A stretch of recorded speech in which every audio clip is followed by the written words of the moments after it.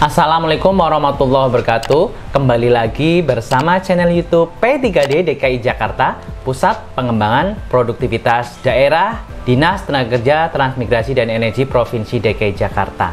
Kali ini dalam Productivity Talks kami ingin berdiskusi dan juga ngobrol-ngobrol dengan salah satu pengusaha di Jakarta.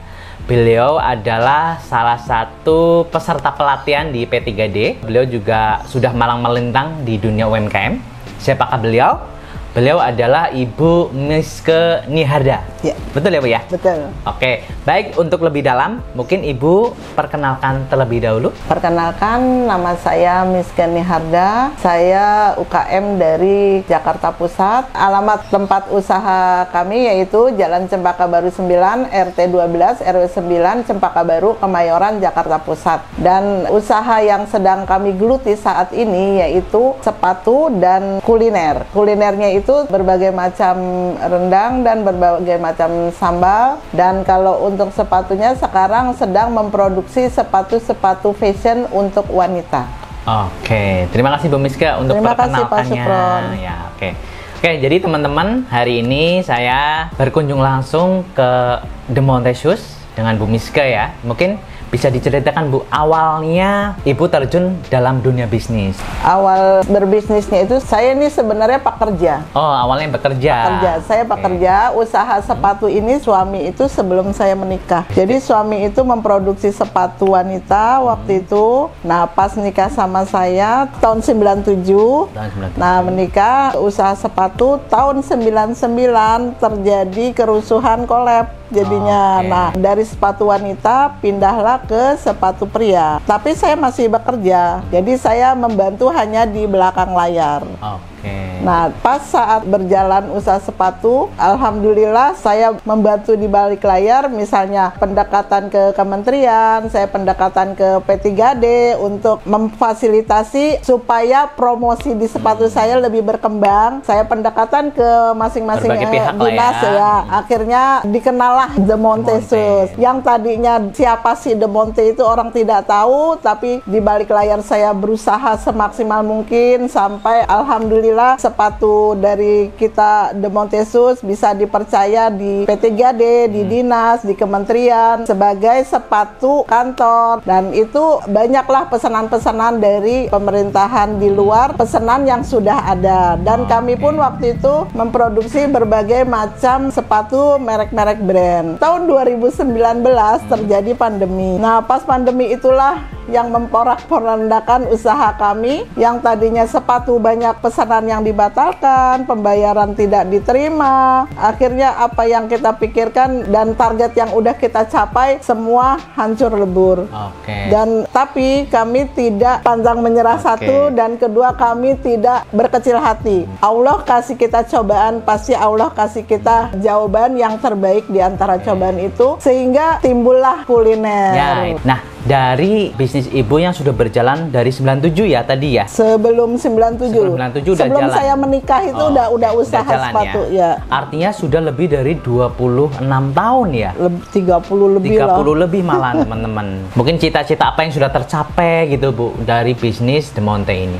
Kalau untuk di sepatu pria itu, kalau untuk cita-cita sebenarnya sudah tercapai, Pak Supron. Yaitu orang sudah mengetahui siapa itu The Monte. Baik kita di pameran yang bergensi, misalnya Inacraft, Indonesia Fashion Week, sepatu kita dipakai oleh berbagai kalangan artis untuk fashion show.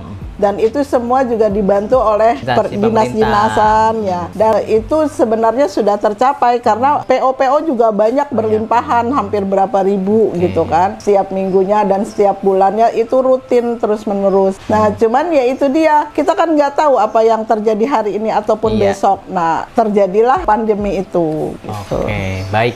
Jadi kalau di kami, ukuran bagaimana seorang UMKM naik kelas ya Bu ya. Biasa kita ukurnya ada dua Bu. Yang pertama dari semakin banyaknya tenaga kerja yang bekerja dalam usaha tersebut. Yang keduanya tentu terkait profit gitu ya Bu ya. Nah, kalau ngomong-ngomong tenaga kerja, sekarang karyawannya berapa nih dari De Monte? Untuk sepatu De Monte Shoes ini, setelah awalnya saya itu hanya di belakang layar, akhirnya saya berusaha untuk terjun langsung dan saya sudah tidak bekerja lagi dan saya pure membantu suami untuk usaha sampai karyawan di sepatu De Monte Shoes itu hampir 30 orang. Hampir 30 ya. Dan itu mendapatkan juara di Sidakarya. Gitu. Kalau profit nggak usah ditanya lah ya, teman-temannya pasti banyak gitu ya. Oke. Alhamdulillah gitu. Baik teman-teman, nah tadi Bu Miska sempat cerita ya Bu ya, dari yang tadinya berbisnis sepatu gitu ya, karena terjadi pandemi yang cukup lama ya waktu itu ya, 2 tahun, orang-orang suruh WFH, work from home, akhirnya nggak butuh sepatu ya jadinya Bu ya. Akhirnya inilah yang menyebabkan bisnis sepatu sempat terhenti ya, walaupun sekarang sudah mulai running lagi ya Bu ya. Nah sekarang De Monte itu fokus kemana nih Bu? Kalau sebelum pandemi kemarin, sepatu itu De Monte-nya itu memproduksi sepatu pria khusus kulit. Kalau sepatu wanitanya hanya berupa sepatu kanvas saja. Tapi setelah pandemi kita sekarang fokus di sepatu fashion wanita. Sepatu fashion wanita ya. Contohnya seperti ini mungkin Bu? Ya seperti itu, kayak pantofel-pantofel wanita juga. Seperti ini teman-teman ya. Jadi kalau teman-teman nih, kalau ingin mencari sepatu gitu ya, buat istri-istrinya mungkin gitu ya. Nah, itu bisa dicarikan sepatu di De Monte Shoes ini. Pesannya di mana? Nah, di sini nanti ya. Bisa dicek di Instagramnya De Monte Shoes. Baik Bu, dari sepatu akhirnya pindah ke kuliner tadi ceritanya ya. Nah, itu gimana Bu? Ceritanya mohon bisa dilanjutkan tuh. Awalnya mah sedih ya. Yang PO kita banyak, ribuan. Terus tiba-tiba kalau orang tuh tidak melihat gitu loh. Kita tuh kalau dibilang collab, ya collab. Kita butuh duit, semua butuh duit.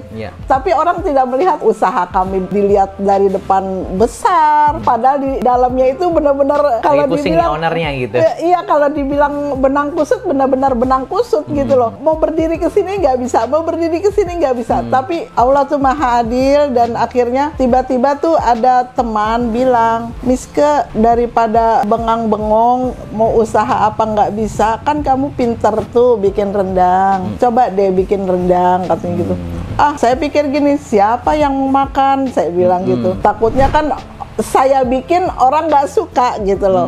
Ya udah, sekarang saya pesen 2 kilo dan pas temen pesen 2 kilo terus dia bilang enak ke, katanya gitu kan. Ya udah coba aja. Dalam hati saya sempat ragu juga. Mulut orang kan beda-beda Pak Sukron. Di satu sisi enak, di satu sisi belum tentu enak. Tapi saya coba dan saya berpikir, oh iya, kenapa enggak ya gitu loh. Akhirnya saya cobalah dan alhamdulillah lagi saya tuh di dinas, di UKM dan di kementerian-kementerian nama saya tuh baik gitu loh. Jadi di luar saya usaha sepatu, pas saat saya memasarkan produk rendang, mereka justru membuka mata dan mengangkat tangan saya. Akhirnya saya dibantulah oleh mereka untuk pembeliannya, terus baik pemasarannya, sampai saya mendapatkan suatu penghargaan yaitu UKM Tangguh. UKM Tangguh. Dari usaha sepatu ke usaha kuliner. Nah, disitulah terjadinya kebangkitan usaha kami dan disebut Bu Miske gitu ya.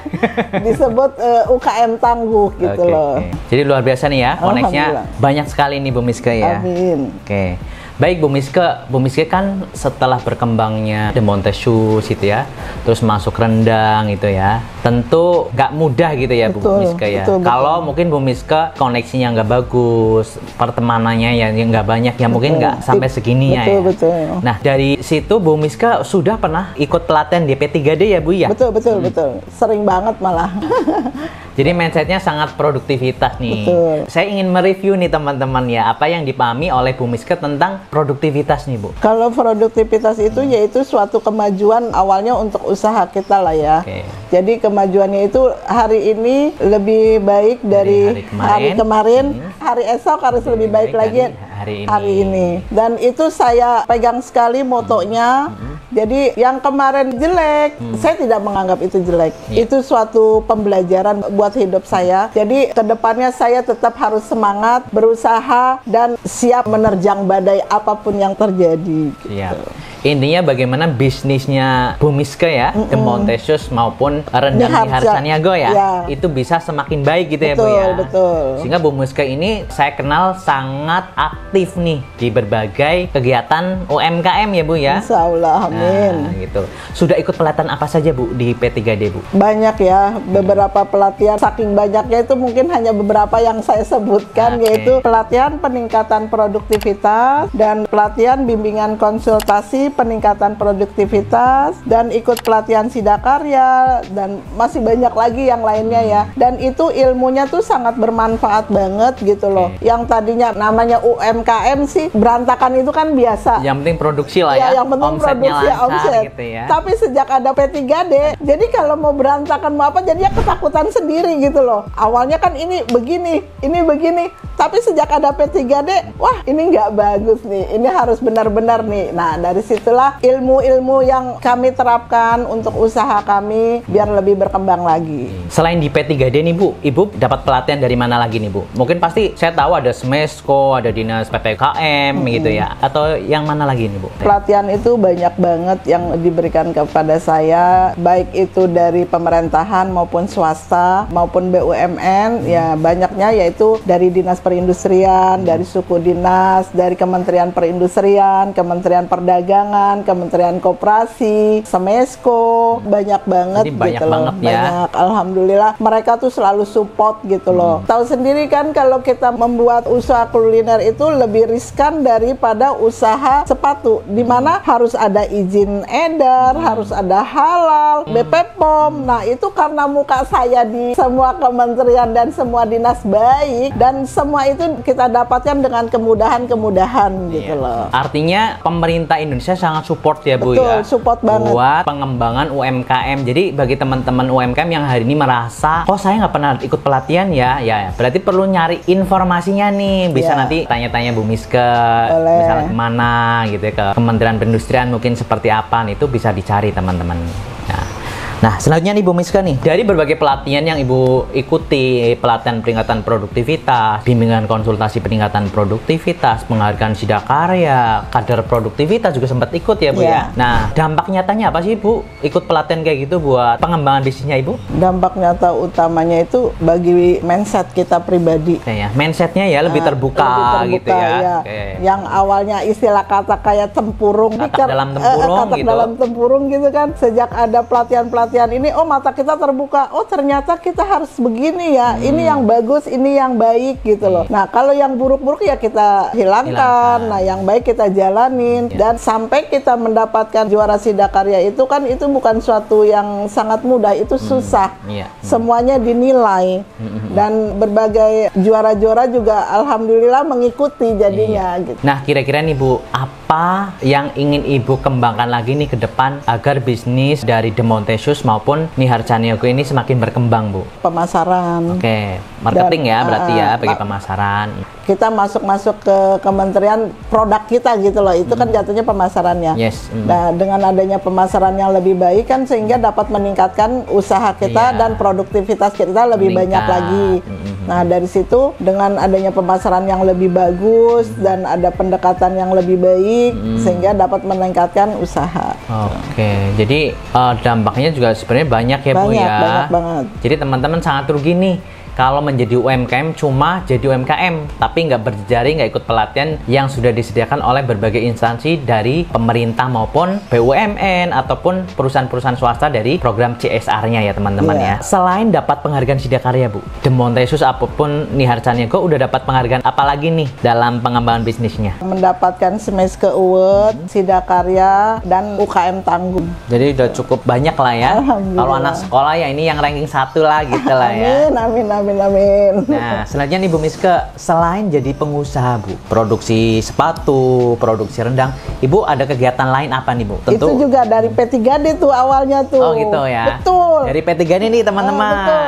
Saya disuruh jadi narasumber saya disuruh jadi motivator. Itu awalnya P3D. Nah, dari situlah mindset dan usaha saya untuk menjadi narasumber berkembang jadinya gitu loh. Dimana saya bisa memberikan pelatihan dan motivator waktu itu untuk karyawan-karyawan yang akan pensiun itu kan ya, Pak Sukron awalnya. Dan itu sempat gemeteran juga Pak Sukron, orang sama TNI tuh fotonya tuh.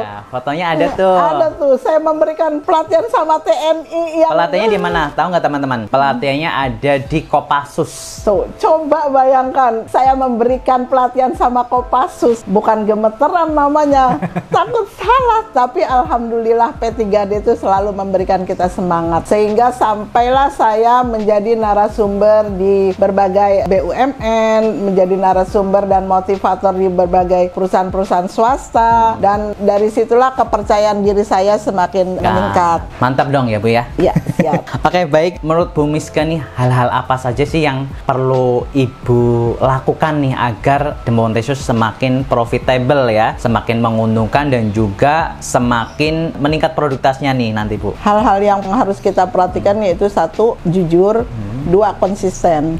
Dan konsistennya itu bisa berbagai macam hal. Konsisten dalam produksi, maksudnya bahannya, konsisten dalam hal packagingnya, konsisten dalam hal pemasarannya, dan konsisten dalam segala hal untuk diri si penjualnya. Nah, sebagai penutup Bu, mungkin ada pesan apa nih buat dari Ibu sebagai pelaku UMKM untuk teman-teman UMKM lainnya yang hari ini masih berjuang nih Bu, untuk bagaimana bisnis mereka juga bisa sustainable ya, umurnya panjang-panjang nih Bu. Kira-kira apa yang Ibu ingin sampaikan kepada teman-teman UMKM lainnya? Untuk para UMKM, saya juga sebenarnya masih belajar dan belajar. Saya juga tidak malu untuk menimba ilmu, walaupun istilahnya kalau dibilang saya tuh sudah mendapatkan apa yang sudah saya inginkan, tapi saya tetap masih belajar dan saya selalu bertanya, baik itu ilmu, baik itu masalah cara produksi, itu saya masih belajar sampai saat ini. Jadi jangan malu untuk UMKM untuk bertanya, itu aja. Sebab kalau kita malu bertanya, nanti kita tidak akan berkembang. Tersesat di jalan. Betul, gitu. Nah, kalau kita sudah banyak pertanyaan, membuka link di mana-mana, insya Allah kita berusaha, Allah lah yang menentukannya, gitu. Luar biasa ya teman-teman ya. Nah, misalkan nih ada teman-teman yang ingin bantu Ibu jualan sepatu nih Bu, bisa hubungin ke mana nih Bu? 0812 965 1902. Atau bisa langsung datang ya ke gerainya The Montesius. Ke workshop kita bisa langsung. Bisa langsung nih, bisa melihat tempat produksinya juga. Betul. Ya Bu ya. Baik, begitu saja teman-teman obrolan kita hari ini. Semoga menambah insight maupun menambah cara pandang, pengetahuan gitu ya, bagi teman-teman lainnya bagaimana sebuah bisnis itu bisa berkembang. Jadi sebenarnya nggak ada yang tiba-tiba hebat gitu ya, tapi bertahap, step by step gitu ya. Dan itu sudah dicontohkan oleh Bu Miska tadi, bagaimana ketika beliau jatuh bangun gitu ya, membangun bisnisnya sampai hari ini mungkin sudah cukup dikenal ya, The Montesius dan juga Nihar Caniago. Itu saja teman-teman obrolan kita hari ini, semoga menginspirasi teman-teman semuanya.